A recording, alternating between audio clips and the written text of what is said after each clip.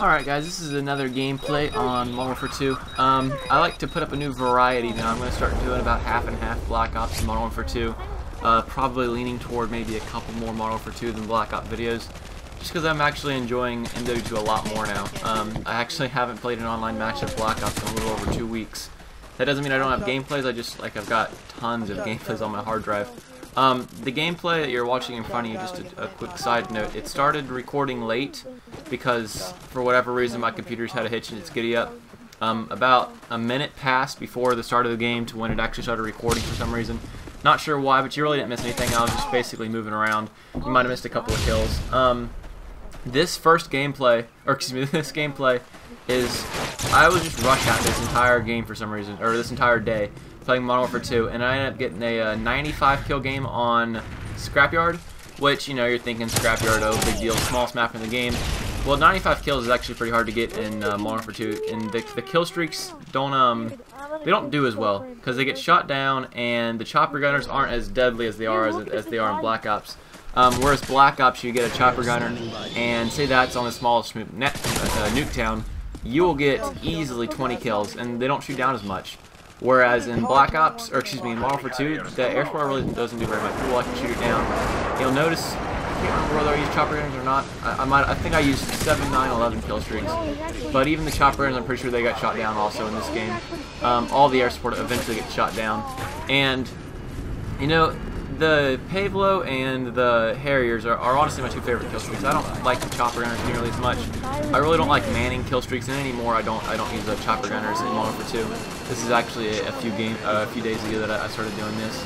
Modern Warfare 2, though, and this is why, you know, you kind of go back to games after a while. I guess I just haven't had much Modern Warfare 2 since Black Ops came out, except for this last week or two. But MW2 flowed so well. Like the way you move, the graphics, the vibrantness, everything. Like they actually used all the colors in the color wheel, except for brown and fucking black, like in Black Ops. I mean, I get that it's called Black Ops. There should be dark maps, but really, I mean, there's the only Nuketown firing range are the only two maps where there's any sort of color, you know. And we've complained about this, but have they done anything? You know, look at the new maps now. You got like I can't even think of them. I honestly don't even know the new DLC maps. I've bought all the DLCs, but I have yet to play any of the 6 multiplayer maps from the last 2 DLCs, except for the zombies, obviously. And even the zombies maps, like, why so dreary, you know? Like, I just want something that's got more color to it. Like, Modern Warfare 2 always had color. The trees had color, everything had color.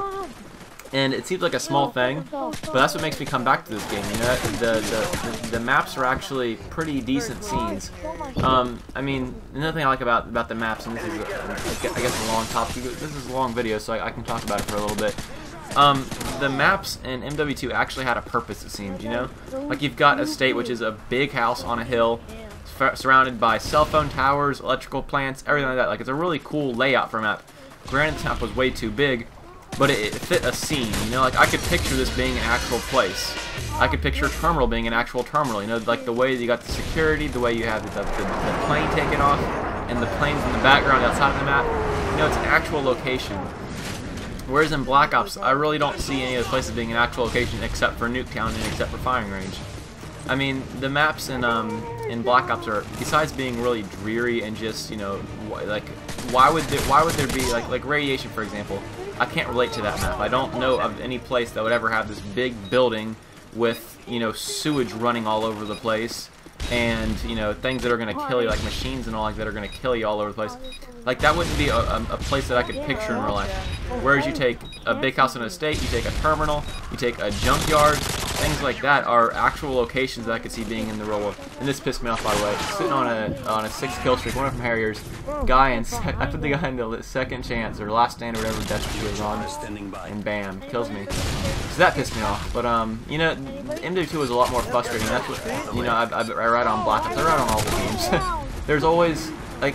And I think this comes with just being a more experienced gamer. Like, there's always going to be things that you're going to rat on about different games. Like, for MW2, it was obviously the noob tubes, the commando. Those are so many bullshit deaths that you could have in this game. Black Ops, there's a lot fewer bullshit deaths, but except for, like, obviously second chance and all that stuff. But there was nothing really exciting about the game. Like, you know, they took out stopping power, which freed up the tier 2 perk, because in this game, you know, except for lightweight, which is what I'm using on this class right now, except for lightweight, I only used stopping power on all the guns, because it essentially dropped a bullet off what you need to kill someone, which could, you know, if you have 2-bar connection, that's really, really important, because all your bullets aren't registering anyways. And so they took that out in Black Ops. Well, what do you see now? Every single person uses Sleight of Hand Pro. You know, it's just the new dominant second perk. So, and I like that they tried to mix things up by finally taking out stopping power and freeing up that tier 2 perk. But it slowed down the pace of the game. But between that, kill streaks not stacking, and the map size overall being much, much, much larger than any other Call of Duty, it just took out the whole action factors of the game. And I noticed recently they're trying to counter that by they added a new playlist recently. I'm not sure if everyone knew this or not, but there's a new playlist. It's called Express, I think, and it's basically no Last Stand, no maybe there's Last Stand. I actually can't remember. I've never played it yet. I've just heard about it. There's no Ghost. I don't think there's any Second Chance, and there's only fast-paced game modes. It specifically says that, which makes me think that they're trying to bring back, you know, more fast-paced action to Black Ops, which honestly is really, really hard to do. There's very little fast-paced action in Black Ops whatsoever. The only map that was anywhere near fast-paced was Nuketown, and even that was pretty much on the level of most of Modern Warfare 2 or World at War maps as far as speed and actionness goes. And I think that's a big part, you know, like there's a lot of reasons MW2 failed. One of them was because of the, you know, massive kill streaks and the deadliness of these things. Well, that also adds to action factors though, and that's what I kind of like about the game, you know. Whereas in Call of Duty 4, I think they had a perfect of the 3, 5, and 7 kill streaks. Modern Warfare 2, they were so innovative in adding the customizable kill streaks. There's so many options to absolutely everything. So many secondary guns, so many attachments, so many kill streaks, so many maps. Just the sheer number of everything that you could do in this game made it had so much replay value. For example, in MW2, I remember every Prestige I found a new favorite gun. There was never a time when I had Prestige that stuck with the same guns that I used in previous Prestige. And I think that was fun because I'd always have something new. There's always a reason why I wanted to get on the game. And I remember feeling the feeling of I do not want to put down this game. I never wanted to, when the game first came out, or when I first got it actually, it was at Christmas. I wasn't actually a hardcore gamer back then like I am now. So I got this game at around Christmas time of 2010, and I did not want to put the game down. I remember playing it all Christmas Day long. It was the best gift over anything that I could have gotten around Christmas time, and I don't get very many gifts anyways. My parents, I'm not spoiled or anything, so I think I got all about 4 gifts that Christmas, and both my grandparents and my parents got me this game. My grandparents got it for me for PS3, and they didn't understand that I don't have a PS3. They didn't know the difference, but they just got it for me. Returned it and bought a COD 4 instead. And between those 2 games, I could not put them down. I could not stop playing Xbox all day Christmas Day and for the next week afterwards. I did not want to stop playing Modern Warfare 2. Whereas when I picked up Black Ops, and I was much more into video games when I picked up Black Ops, got it pre-ordered, hard edition, everything like that. Got it mailed to me the first day. I skipped school that day. I did not like the game. You know, right off the bat, the first 3 or 4 hours, I was already thinking, you know, this is an interesting game. It's a lot of fun. I was noticing how many maps there were. That was the one thing that I did like, is those, unlike in MW2 or in, in COD 4 and COD 5, there really weren't too many maps to start out with. Black Ops had about 18 maps to start out with, which it was shipped with. Which I thought was cool. I love always playing new maps. Always having something to learn. And Black Ops captured me that way. But as far as the guns, I learned very quickly all the guns look or seem and feel exactly alike. You know, except for the FAMAS. I learned very quickly the FAMAS was overpowered. I think without even prestiging, I learned that the FAMAS was the best gun in the game. And I'd never liked the whole, you know, buyer attachment thing. I loved in MW2 where I'd actually have to stick with the gun and hold out for a little bit while I try to get a challenge for that attachment. Like, say I wanted to get extended mag. That was a hard-ass challenge. You had to go shoot through 40 objects. I remember, like, exactly positioning myself so I'd have a wall between me and my enemy at all times so I could have to shoot through something to kill him and finally get those fucking extended mags for my gun. And in this game, or excuse me, in Black Ops, all you have to do is just buy them. It's 1,000 COD points. Like, I level up and I get 1,000 COD, bam. Instantly bought extended mags on the most overpowered gun, the FAMAS. And there's just no challenge to it. And then I remember in MW2 also, you know, having to level up consistently fast so I can get those perks that I wanted, like Ninja. And now you get, I think it's level 4. I've never prestige, so I really can't remember very well. So I think it's level 4. You get the all the perks in the game instantly. You get every single perk in the game. Like, what's the point to that? You know, it doesn't make the game have any replay value, which is what MW2 had that this game does not. That's why I've got 42 days played on MW2, and I've got like 6 played on Black Ops. Like, the amount of knowledge that I have on Black Ops is easily played tenfold by the amount of knowledge that I have in Modern Warfare 2. I can tell you something about every 10 feet of Modern Warfare 2, and every gun, every kill streak. The knowledge that I have of that game surpasses knowledge that I have of anything else in my entire life. I could tell you 30 things about a UAV that you probably do not know. The amount of time it lasts, the amount of health that it has, the way bullets impact it, the way explosives impact it, the way different launchers impact it, the time that it lasts on the map, the time that it appears on the map, the speed at which it rotates the sky. I could tell you all that stuff, and just imagine that about every single different kill streak. It's just something that I was fascinated with when the game came out, and it interests me so much. Whereas Black Ops never captured me that way. Black Ops was never something that I was, you know, so into that I couldn't stop playing. I played this game until the day that Black Ops got released, and then I never went back to it after that for about 6 months. But now that I'm finally back into it, it's like, wow, you know, this game's, it's a lot of fun. It was put together poorly, but it had so many different things that it was honestly endless replay value. I mean, every time that you get bored of it, you could switch up your tactics. You know, just put on a fucking M9 akimbo and run around the map, and you could do well. If you had stopping power to any class, you could instantly do well. The guns had no recoil. Everything you could pull out a decent gameplay with if you just put stopping power and ninja on and went inside a free-for-all. I remember running around with 44 Magnum akimbo and throwing knives, and that was one of the funnest experiences I've ever had at MW2. I mean, I went inside a free-for-all. Never wanted a free-for-all to save my life. I don't even think I went positive. But just running around with such a stupid class like a 44 Magnum akimbo, easily the worst secondary in the game, and then except for like a straw launcher or something. And then using throwing knives, which I got very good with after a while. I had an absolute blast, and that's stuff that you couldn't go inside a Black Ops and do well with. You know, I could run around with I couldn't run around with any secondary in Black Ops and do well. I remember going for Scout Pro challenges and having to get 50 kills with secondary guns.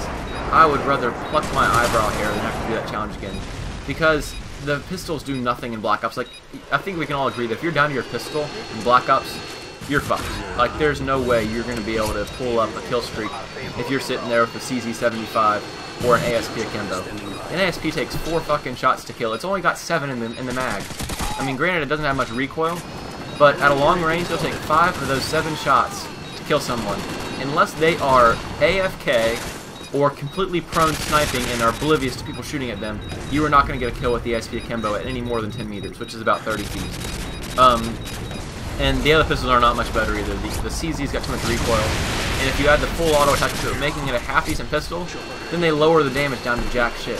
The pistol, Black Ops tried to balance and tweak absolutely everything in the game so much that they just made everything completely worthless pretty much, except for the FAMAS, you know, and even after that patch, it's still the best gun in the game. But whereas in Modern Warfare 2, all the pistols were good, excluding that of the Deagle. The Deagle was really a little underpowered, I think, compared to the other pistols. Now, you put the Deagle in Black Ops, bam, best secondary in the game instantly. Just because of how the Deagle looked and how the Deagle felt and the power of the Deagle. But the guns in Black Ops, every single one of them is worthless. They all do the same damage.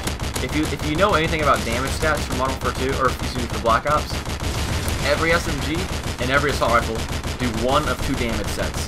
They all have the exact same range. Don't believe the little charts inside the game that have, you know, 10 little markers, and, you know, maybe 7 of them will be filled up for damage on, you know, the FAMAS, and maybe 6 will be for the M14, whatever. You know, they all do the exact same damage. There's only 2 different sets of damage. There's 30 damage to 20 damage, and there's 40 damage to 30 damage. Those are the only 2 damage ranges of all 10 assault rifles in Black Ops. Same with the SMGs. The SMGs will either do 40 to 20 or 30 to 20. Those are the only 2 damage sets. No, do not believe anything the charts tell you. Also, I'll have you know that every single assault rifle in Black Ops has the exact same range, excluding the M16. That's the only one that has different range than any of the other assault rifles.